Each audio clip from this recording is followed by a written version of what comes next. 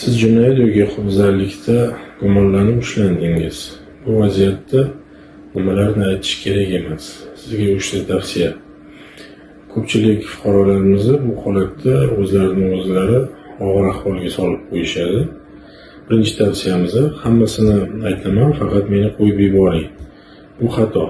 Bu amalda aybini bo'yniga olish deb hisoblanadi. Kelgusida har bitta so'zingiz sizga qarshi yurishini esda tuting. Ikkinchidan, men hech narsani qilmaganman, lekin tushuntirib beraman deyish ham bu xatolikka olib keladi. Advokatsiz siz hech narsani tushuntirishingiz mumkin emas, bu to'zoq.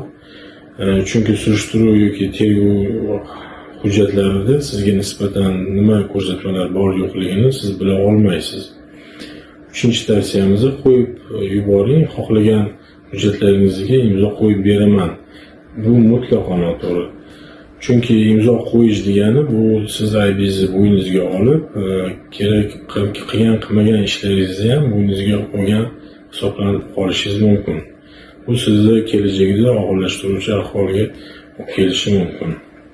Siz ushlanganingizdan keyin yagona to'g'ri javob bu advokatsiz men hech qanday ko'rsatmalar bermayman deb aytishingiz to'g'ri bo'ladi. Sizga advokat xizmatlari kerak bo'lsa, bizga murojaat qiling, biz bu vaziyatda sizga yordam beramiz.